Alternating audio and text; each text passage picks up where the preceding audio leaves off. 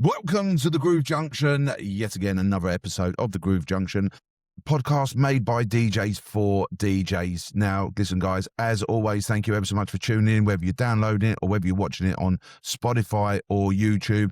The podcast wouldn't be a success without you guys and your support. And we are also supported by our friends at Wolf Mix as well. So thank you for tuning in to this episode. Now, I do have a co-host and guest this evening. I've been trying to pin him down for the last few weeks. Very busy man. He's going to come on the show and he's going to tell us all about what he's been doing, what projects he's doing, and this, that, and the other. So please, without further ado, please put your hands together and welcome my friend DJ Dan Ross. Hey, how you doing, buddy? Yeah, not too bad, mate. Not too bad. It's been far too long since I've been on the pod. Far too long. I was going to say, I mean, it's over a year now since you was last on the podcast, Dan. Before we get into the nitty-gritty of it, Dan, just very quickly, tell us who you are, where you're based, and what you're doing, my friend. So I'm Dan Ross. You can find me on social media if you just search my name. I run Gloucestershire Discos. I have done some form of mobile DJ business since I was about 13, and I'm now solely concentrating on high-end weddings and corporate kind of stuff because that's how I can do this full-time. Love that. Are you a full-time DJ now? Yeah. So I've been full-time since I started this company in 2015. It's probably about 2018. I quit being a mechanic and went full-time. And then, I've never really looked back. Don't get me wrong, it was not an easy process, especially going from the full-time job into full-time DJ. It was very nice when I was doing both. There was lots of money floating around, but absolutely. That transition is more difficult than anybody ever tells you. But we'll touch on that in a minute, I think, Dan. That sounds interesting because I know I've spoken to a couple of other guests that we've had on the show who have gone, from a cabinet maker or chippy or something, and he went into full-time DJing, and he said the same thing. The transition between the two was a lot harder than was expected. But we'll touch on that one in a minute. But Dan, thanks again for coming onto the show, co-hosting with me. We're going to get into the bare bones and the nitty-gritty about you and what you're doing and all of that, because I know you've got your fingers in quite a few pies at the moment. So we're going to get down to that. But before we do, if you would like to accompany me with the rundown, and the rundown is sponsored by Pro Mobile Magazine. The Groove Junction Rundown is sponsored by Pro Mobile Magazine, the magazine that's got it all. It's a game changer. They don't just do surface-level reviews, they dive deep with real practical insights. And the interviews? They feature some heavy hitters sharing seriously valuable advice. But it's not just about DJ gear. They cover everything. Marketing techniques, and even the latest tech trends like AI, which is super relevant right now. Honestly, if you're serious about your DJ career, you need to check them out. And here's the best part, we've got an exclusive deal just for the Groove Junction listeners. You can subscribe right now by searching Pro Mobile Magazine and hitting the subscribe button. Just use our special code, GroovePMSUB, for a 25% discount on your first year's subscription, which is 6 magazines delivered to your door. That's Pro Mobile Magazine. Don't miss out. Thank you, Pro Mobile Magazine. So, Dan, as you are our guest this evening, what have you been up to, buddy, in the last week or so? It's been, should we talk for the beginning of the year? Because it's not been madly busy. I've only done a couple of events. Go on, mate. So my first event of the year was a wedding, late booking. I did the whole day, and the couple were 75 years old. Yes. Didn't expect it, if I'm honest, but they'd seen me at a previous wedding, or their daughter had seen me at a previous wedding. And they said, look, we want you there all day. The way that you ran the show at that venue was fantastic. It's the same venue. So I got to do that. So I got to flex my 60s and 70s vibe, which I don't do very often anymore. So that was quite cool. Love that. I'll be honest, Dan, I mean, the last few weekends I've had to pull out the 60s and 70s out the crates for myself. I've had quite a few of them at the last couple of weeks. So Dan, you said you was there all day. So was you like the master of ceremonies? You were emceeing the whole day and sort of like, all of that? Yeah. So I met them pre-hand. We went through all of the music they wanted from the ceremony right the way through to the end of the day. More of a vibe for the evening, but more specifics obviously for the ceremony. And then, I turn up in the morning, a couple of hours before, get everything set up. They've got at this particular venue quite a nice outdoor courtyard with Skittles Alley and stuff like that. So started doing the ceremony, and then off outside do kind of confetti and photos and all that type of stuff. And then back inside. So very much that master of ceremonies role, DJing throughout the day and then party in the evening. Love that. Brilliant. Brilliant. I mean, for me, I'll be honest, I only had a couple of events myself this week. I did a new school down in St. Albans, sort of like reached out to me via the website, through word of mouth, really.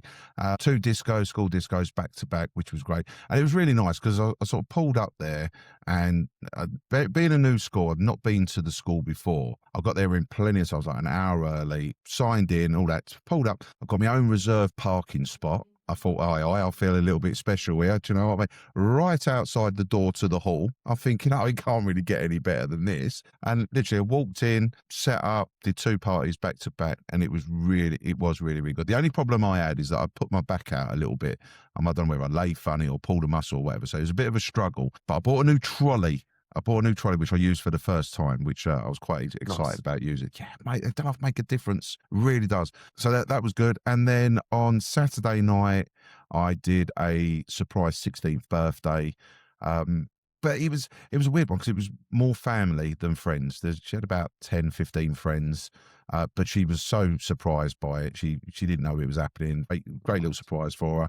Only a 2-hour party. Had the selfie pod out. Really good. Really enjoyed it. It's nice when you get all the family together like that, and the fact that you could see the bond between mother and daughter was really, really strong because there was a lot of tears and things like that. So, and it was a mixture of music. It was like everything from club and R&B to 60s and 70s. A bit of Elvis was thrown in there at one point as well that they wanted. It was really good, really good. So yeah, good weekend for both of us by the sounds of it. So brilliant. Right, thank you, Dan.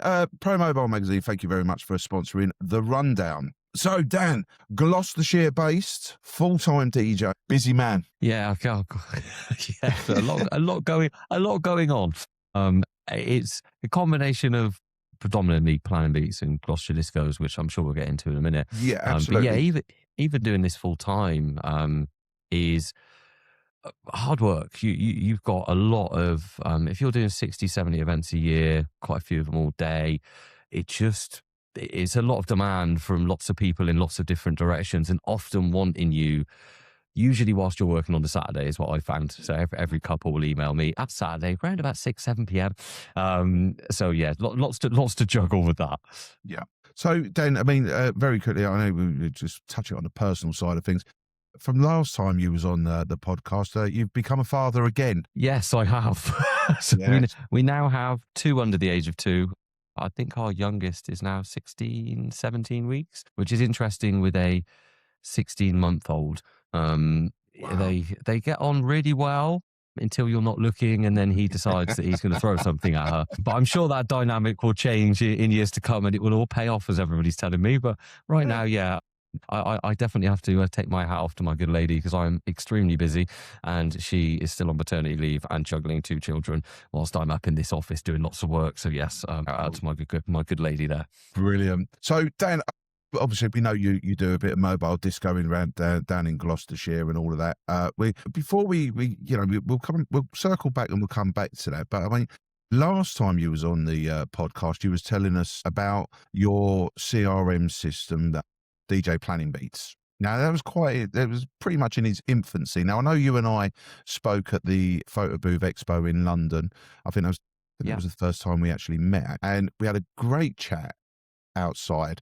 And I've been excited, and I've been watching all the updates that you've been putting out on Instagram and TikTok and all of that. I've been watching all the updates, and it is exciting. But I want you to tell us a little bit about DJ Planning Beats. But before you do, there are a few of our listeners that sort of listen in, watch us on Spotify and YouTube, and have messaged me that they're not really actually sure what a CRM is. Now, I never get the acronym right. It's something customer relations management system. Is that it? Yeah, so customer relationship management. Do you want me just to go for it and just kind of explain what these things can do? Do it in a form that like someone like me can understand. So what's the best way to explain it? So a customer relationship management system, or CRM, as you might hear, not about. There's tons of them on the market, and they are designed to basically manage through your customer journey in a way that doesn't mean calendar entries, spreadsheets, pieces of paper, bank transfers. You can kind of streamline it and start to automate it as well. So these systems will hold it in one place on the cloud, which I think is important to note, is that most anyway, will be a system you can access anywhere. Whereas I've had the argument with many people that if your diary sets on fire, it's just you done. Yeah. So it's really handy from a kind of access at all times. If you're out and about, you can just log into this thing and it's got all the information that you're probably already, well, you will already be logging anyway. Everybody's running their own CRM in some form. It's just these are software tools that are designed to help and assist you. So you'll be taking payment, you'll be sending invoices, you'll be dealing with receipts, you'll be taking in inquiries, saying whether they've converted into a booking or not. You'll be doing all this stuff even if it's in your head. But a CRM is just a software way of dealing with that and hopefully taking it out of your head, multiple different areas, and just making it a bit easier, really.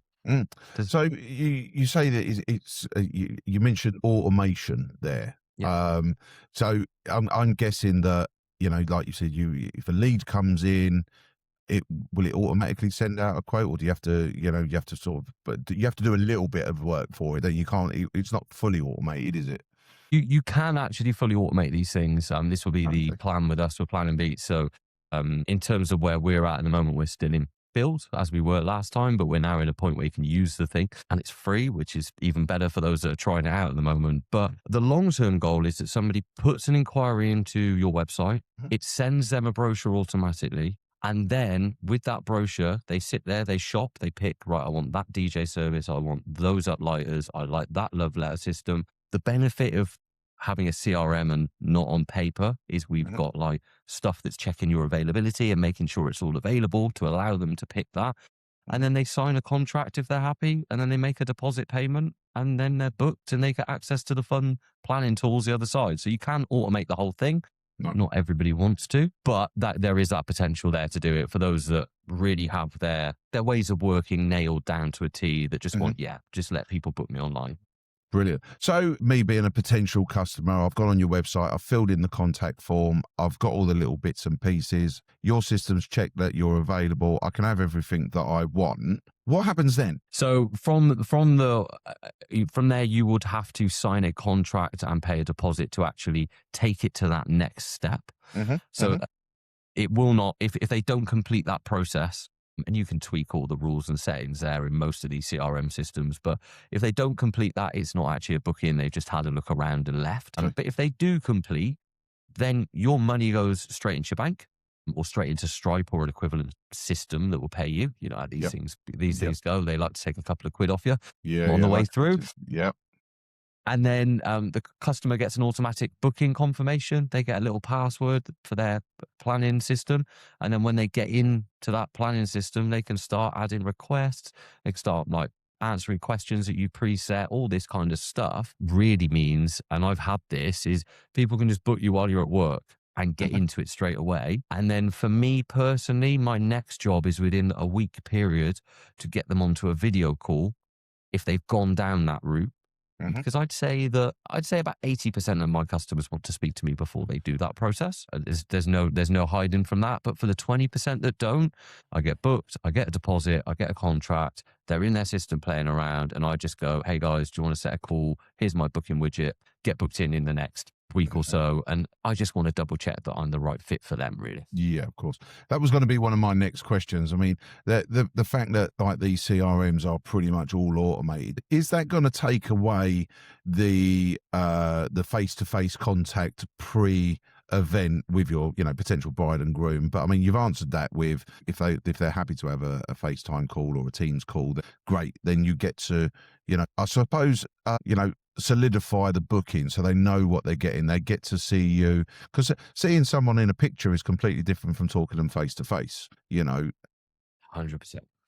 And in your experience, Dan, would you say that contact with any customer, whether it be a bride and groom or whether it be someone's 50th or whatever, how important is that contact, do you think? Immensely, and I'll explain why in my scenario. We're going to go on a right tangent here, and I'm going to upset let's some do people. Let's do it. I think that you have to vet your clients just as much as they have to vet you. So for me, I like drum and bass, hip hop, dance, trance. I also love 70s disco, Motown, bit of country, all of that kind of stuff. But I want to know dominantly what you want from me is the fun stuff. Because if you don't, I'll return your deposit if you just book me online. That's kind of what I do. I get on the call with them, which is why I give them a week limit. Get on the call with me, let's talk it through. And I'll just respectfully say, like, if the first thing they say is, Dan, I want heavy metal for like 4 hours, I go, oh, God, guys, thank you so much for trusting me and like getting to this point. But I'll be honest with you, I'll ruin your wedding because I don't know enough heavy metal. I'll send you back your deposit. And I've got a guy that's really into this. You'll tell by his Facebook page. He looks very gothic from the start. Punk pop, heavy metal, this is kind of thing. He'll have an AC/DC shirt on at the start. I think that's really important, but very difficult for DJs to do. I meet lots of people that are like, no, I'll take anything, which I get. Yeah. We're open format, but I've done a few stages of my career so far. I used to charge like the 250, 300, then I went up to 5, and now I'm at like 1,100 a night.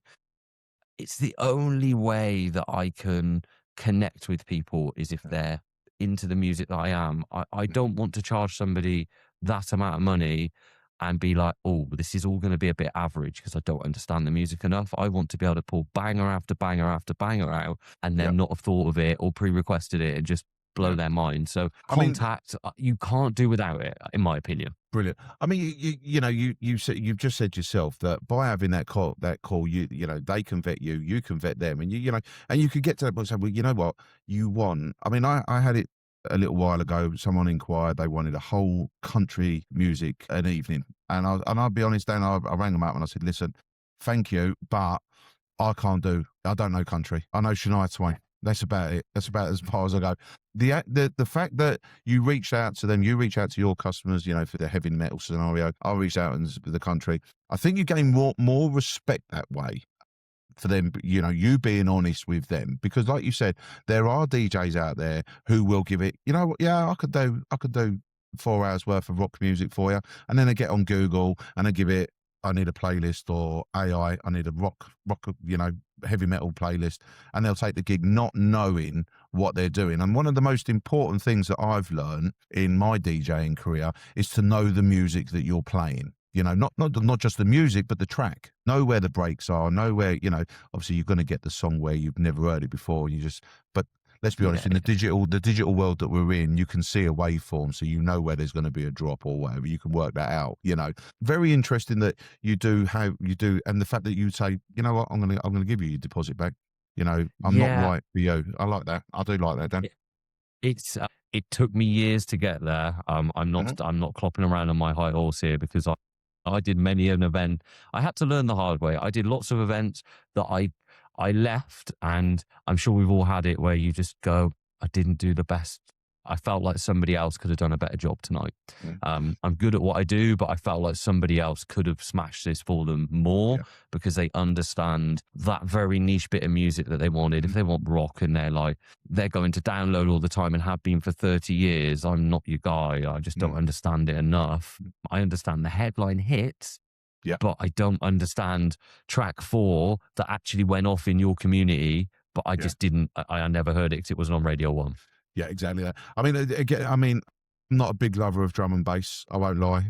I could do the commercial drum and bass that we've all heard in the car and on the radio and all of that. I had a bride and groom said that we want the last hour of drum and bass, and I was straight down the line and said, look, it's not my bag. I won't lie. You can you know, tell me what tracks you want, and I will do my thing and I will make it good, but don't think that I am the best drum and bass DJ in the world, because I don't even listen to the music, because I don't like it.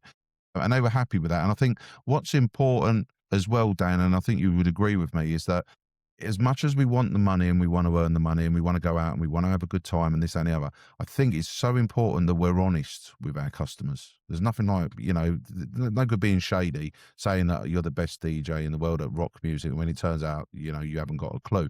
I think honesty is the best policy with it. And I think that what you're saying there, Dan, you know, is bang on the money. You know, tip my hat to you, my friend. I really do. No, thank you. You can't wing it. You just can't. No. Especially if it's again, when I was at £200-300, I would wing it, because I'm learning still. But if you've been doing this, it's not really price, it's experience based. Once you've been doing this for quite a few more years, I also think there's a huge advantage. So if you're a DJ sat there listening right now and you actually love reggae, and you currently sell yourself as I play everything guy, if you actually go down the route of branding yourself as the reggae DJ, you will end up finding you can charge more because people trust that you'll deliver something more unique than everybody else in that genre. And therefore you'll find you get lots more work in what you love. It just takes time. And that's the bit that most people go, oh, I haven't got that time. I don't know how long it will take. But if you can do that, you're on to a winner. Also, I think that the people will think about the risky aspects of it as well. You know, you took the reggae genre as an example, but if they know the reggae genre inside out, but they've been playing open format, they're playing, you know, are they worried? You know, people will worry like, if I go down that road, am I potentially missing out on all this other stuff or whatever? There's a fine balance between, like you said, you know, going down that route what you specialize in, but once your name's out there, then the path's pretty much laid for you. No? Yeah, you're on to a winner. I mean, what did I get told once? That if you niche down, you'll be remembered. But if you're very generic, you just get put in a pool of everybody else. Like I know quite a few DJs. I'm starting to be the drum and bass guy, so I know it's not your thing, but I'll start pulling out bangers that you've never heard of before, and you'll be dancing around the dance floor. But people now book me because of that, because I put so much drum and bass on my socials, and that's how I get these people to book me without speaking to me at the value that I do, just because they've gone, Dan, I've seen it. Everyone else we're looking at is very generic. All they've got is ABBA and Dancing Queen and Mr. Brightside on their Instagram. But you've just done Mr. Happy into Chasing Status. Badadan, I want to book you. And that's it, sealed and done. So I do think you've still got to keep a kind of open format thing really in some aspect as any DJ. But if you can harden up a niche that you really love and push it. There's a guy around by me that does, what's he called? Basically does pop punk and emo music. That's what he sells himself on. And there's this one venue that is geared up to that, and he is just there all the time. He doesn't play Dancing Queen, never. He might do if it's a special request, but it is literally you're booking him to deliver that, and he is busy all the time, full time. So I think there's a thing in it. It's just a bit of fear in it from maybe making that transition into something you love that might feel like there's less customers, and there probably are. But you can target those customers so much better because you're now on their wavelength versus kind of just this pool of everybody. I'll get you. So Dan, going. So now I've signed my contract with you and I've paid my deposit. We've had our little one-to-one meeting, and I'm happy with what you're going to provide, and you're happy that what you can provide is what I want. How much involvement can I have in there now? I know you said that now, once you've done that bit, you go into the back bit, which is where the customer starts having a bit of fun. Things like music requests, I'm guessing. So my question to you, I mean, obviously Planning Beats, I know for a fact it does do a request system within it. Is that just a general thing that can they just pop in what song they want, or can it be tailored to what the DJ has in his library? Yes, that's an interesting one. That our music database is sourced from Apple Music, so we have to have like some business that feeds us the data, because I don't want to be in there updating a song every time it comes out. So we pull it all from Apple, but they can also import from Spotify. They can import whole playlists from Apple. But we've got quite a cool feature that when you search for a song as a client, the DJ can present playlists. And what you can do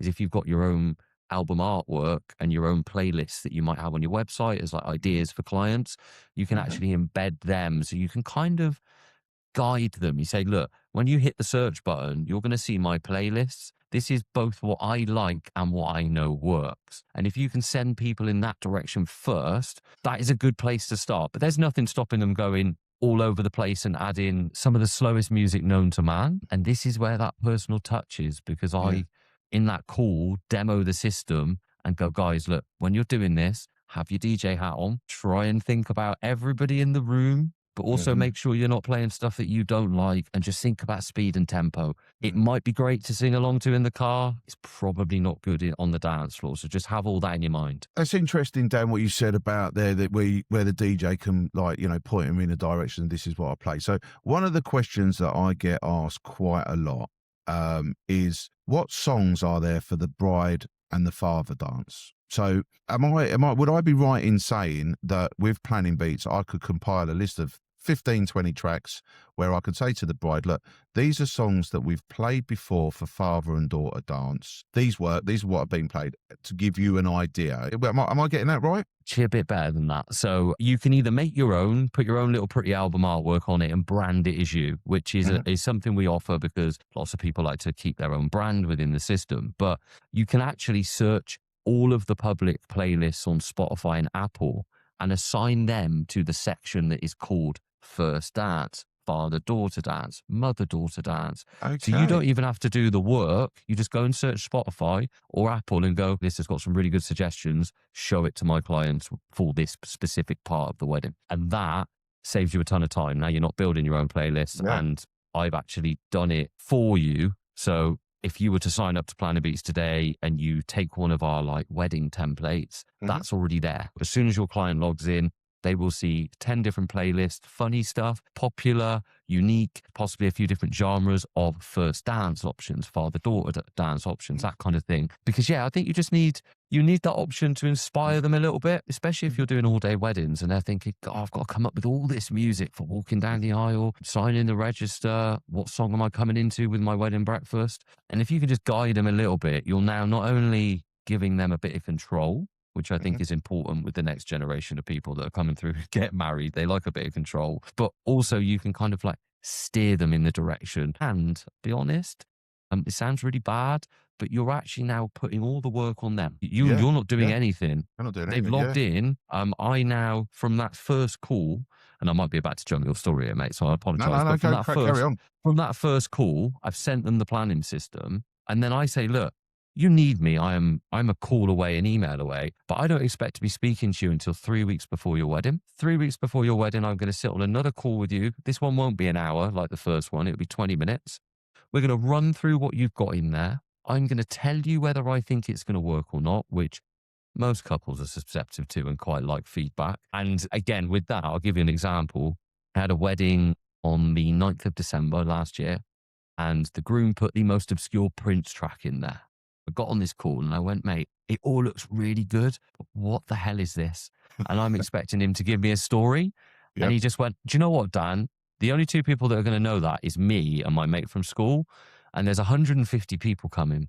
And I really didn't think about that. I just thought it'd be a nice moment, but it's going to kill the dance floor, isn't it? I went, yeah, mate, I can try. He's like, no, get rid of it. Just take it out. Yeah. So that's what I do the final call for. And then everything in between, kind of on them. They're not sending me emails because they can answer questions in the system. They're not sending me Spotify playlists because they can add it into the system.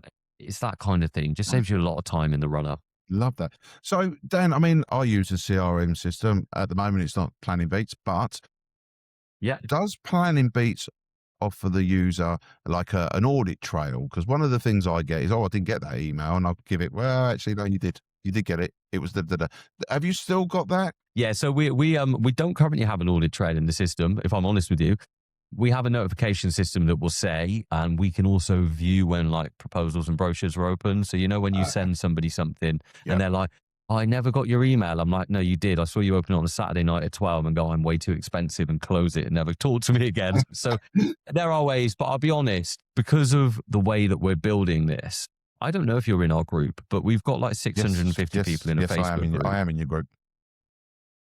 And that is all about basically taking suggestions. So the reason I think our system works so well is because we've done it like this. It's basically, Dan doesn't know anything when it comes to DJ world, is how I approach this. Is I know solo op in Gloucestershire. That's all I know. I'm trying to sell this around the world, so I need lots of help. And we just went, right, just tell us what you want. And I'll be honest, a big one was the audit trail, not so much for your purpose, actually. It's the bigger multi-ops that are going, I need to be able to see when my staff mess around in this system and who makes the mistake that causes us a problem, which I thought was interesting. So it's one of those that we're like, yes, we'll do that, but we've still got lots more stuff to do in our current roadmap.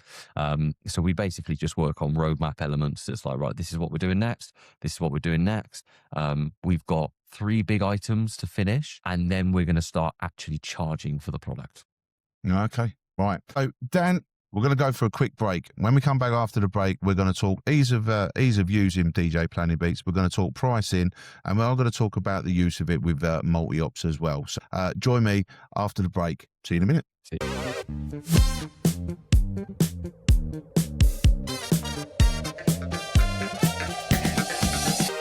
Welcome back to episode 78 of the podcast from the Groove Junction. Dan, thanks for coming back, mate. It's all right. I suppose I better, I don't know. I always worry after a break that they think, oh, they've had a couple of minutes, they've gone to the toilet, they're coming back, or they're going to leave me hanging, you know what I mean? So, Dan, we've learned a little bit about you, like with your Gloucestershire discos. We've learned a little bit, or quite a lot about DJ planning beats. And we've gone for a few scenarios, et cetera, et cetera. And we've got to the point now where I've filled out my song requests using the system there. How, it might be a bit of a biased question really, but how easy is it to use DJ planning beats? So let me be straight with anybody considering going from pen and paper to a CRM. There is a learning curve. It's like playing a new game on Xbox or getting a new set of decks. You're just like, if you go from Pioneer to Rain, it's like, whoa, what is this? But you spend a bit of time with it and you're like, oh, this is really cool. It's actually better than the old one. And you've got that learning curve. From a client's perspective, unless they're like 60 plus, the client side is so easy. I did a video that was an explainer of how they use it. So you can send it to your client with their login details. And I'm getting messages from people like, yeah, I'm not sending that to them, Dan. Like, they just could use it, which is great feedback for us. Brilliant. But from a DJ setting up the actual system, the services, the templates, if you want this thing to work for you long term, I don't know how many CRM owners will jump on a thing and say this, but yeah, it's hard work at the beginning. There's no two ways about it. I have to admit, I mean, the CRM system I used at the start, when I was getting everything how I wanted it to go, it did take it took a few hours to get everything how I wanted it. And even today, I have to do the odd little tweak. I'm not quite happy with that or whatever. And I do have to do the little tweak. So I get the learning curve. Dan, I know that there's a Facebook group that people can join on for planning beats as well. And I've seen quite a lot of the videos and the shorts that have been put out from that on Instagram, TikTok and everything as well. You do offer a very strong customer service sort of like, helpline, if you like. I don't think there's any questions that have not been answered that I've looked on that I've seen. I mean, is there a proper customer service sort of thing should they get stuck? I mean, I know you're making videos all that. Yeah, we're in a journey at the moment. So I think I explained on the last podcast, but just in case I didn't, it's not just me in the business. It is myself and my father. He is a financial director by trade. So he is money and risk. So he's the guy that's like making this happen from a business aspect. I'm the guy that's supporting it, coming up with the idea, doing the marketing. And with that means that he isn't going to let it just be a thing where it's like, oh, this is a side hustle. This is growing into a company. So to be honest with you, long term in the next, I don't know, we'd never like to put timers on it, but within the next 6 months to a year, we're going to be looking to scale up the staffing and stuff like that as we get people on it who are paying for it. It's very difficult to do that at the moment. So right now, it's just reach down. We've got a full set of YouTube tutorial. We've got the Facebook group and the community now that we've got lots of people using it are very good at helping others, which is massively helpful. And then obviously you've got video call with me, get set up, that kind of thing. But yeah, the long-term journey for us is basically to get a set of support staff that are based in different parts of the world, because we've got people using this in Australia, New Zealand, Canada, Ireland, the UK and America. Wow. And Greece actually as well. Nice. So yeah, I'm gonna have to start. Luckily they all speak English, but yeah, we're long term. We're gonna go with language translation and stuff like that long term. So it just means that the structure of this has to be right. And right now it's in its infancy, so it's just me like juggling everything. But I treat everybody like I treat my brides. It's like you can't leave them hanging. They're on this journey with me now, building this platform and using it and saying, "Hey, Dan, have you thought about this? Have you thought about that?" So you can't just. I mean, I wake up at 2:00 in the morning thanks to screaming kids sometimes, and I'll roll over and it's like, I don't know, 6 p.m. in America. I'm like, oh, there's an email there and a Facebook message. All right, I'll reply to that. So it's just one of those at the minute. I'm with you. So, Dan, I mean, for people like me that are on another CRM system and I decide to come over to Planning Beats, I've already inputted all my details for like my parties and events for the next sort of like for 2026 and a few, and quite a few for 2027. How easy would it be for me to transition from what I'm using now over to Planning Beats? Is there, an import feature where I can import it all over so I don't lose anything? Yeah, I'd love to say it was as quick as that sound effect that you just made, but yes, yeah, I love that. But yes, you can import. We've got like a template spreadsheet, so you'd export it from Studio Ninja, make sure just the titles at the top line up to us, and then hit import. But I'll be honest, I think that the best way to do it for anybody, especially if they're listening now and not months down the line, because we're free at the moment, what everyone's doing is going, right, I've got free time to set this up, slowly move people over. We can just not end up with that double hit, because otherwise, before you know it, you're paying for your old thing and your new thing. Yeah. And coming up with a point that you want to cross over. So at the moment, we're at the beginning of the year. I don't think you'd put any bookings into Planning Beats if you've got something you use already for any bookings in the next 6 months, because why would you? They probably answered all the questions you want, given you all the music. So it's coming up with that and then working out, well, what data do I want from my old bookings? I want to retain it. And then it becomes quite a minimal, easy import. And it's just the future ones you then need to work on, stack out. And again, you can import those. Brilliant.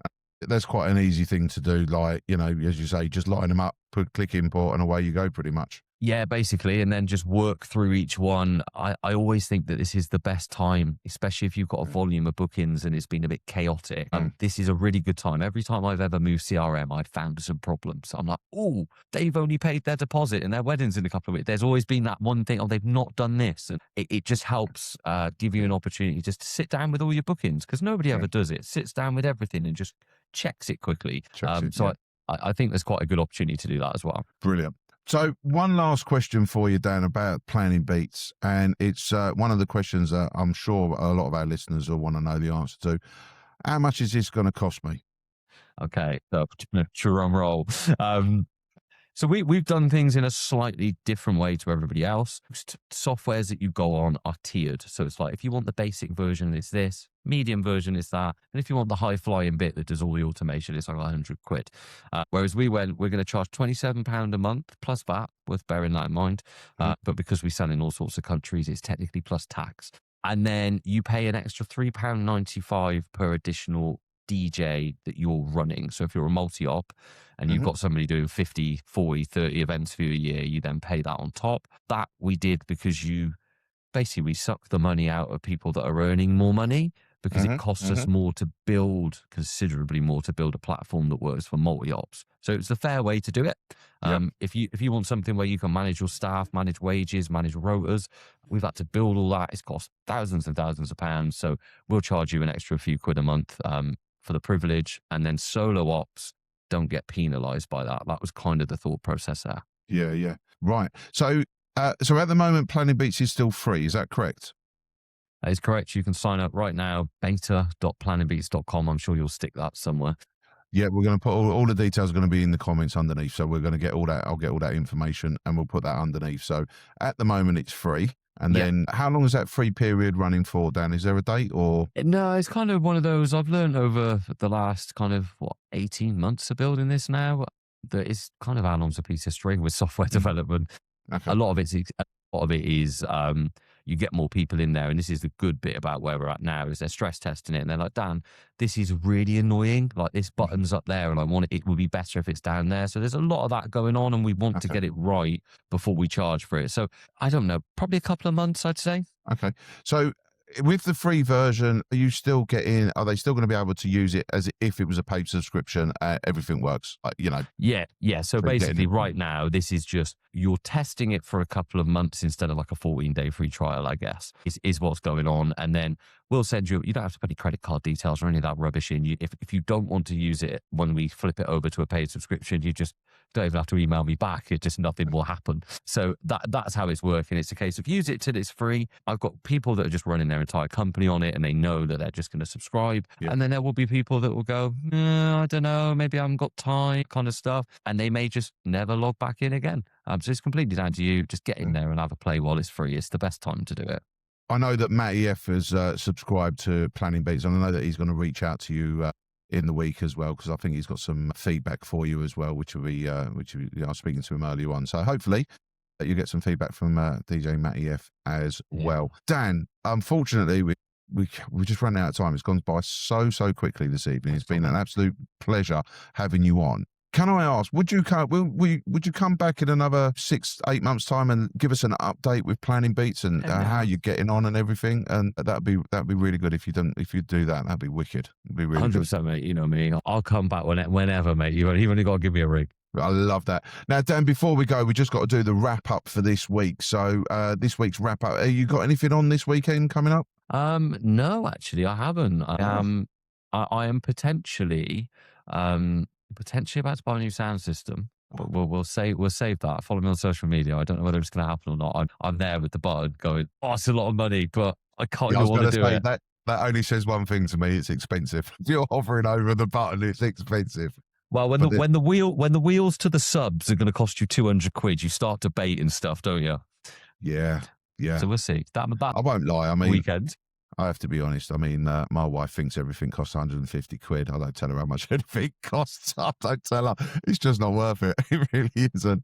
What have I got this weekend? Oh, actually, I've got 2 silent discos this week. I'm down at Canterbury Cathedral for both nights. Red Channel one night and Green Channel the next. And then I'm doing a 75th birthday. This is a really weird one, actually. 75th birthday on Sunday. One background music between 1 and then they want 2 hours of party, finish at 5. Okay. Thank you very much. And I get a 3-course meal thrown in as well. Can't be bad. Love it. And what's better is 1 mile from my house. Now you just need to be able to back up to the doors and the stage bit is just there, and then it's... Dan, I wasn't gonna mention the loading, but if I said it's 10 steps from car to in, it's in. And it's all it's all on the same level. Through the double doors to the right, I'm there. Well, that's what we want. That is a dreamy gig. You're home before most DJs have even started work. I love it. Absolutely. I'm looking forward to it.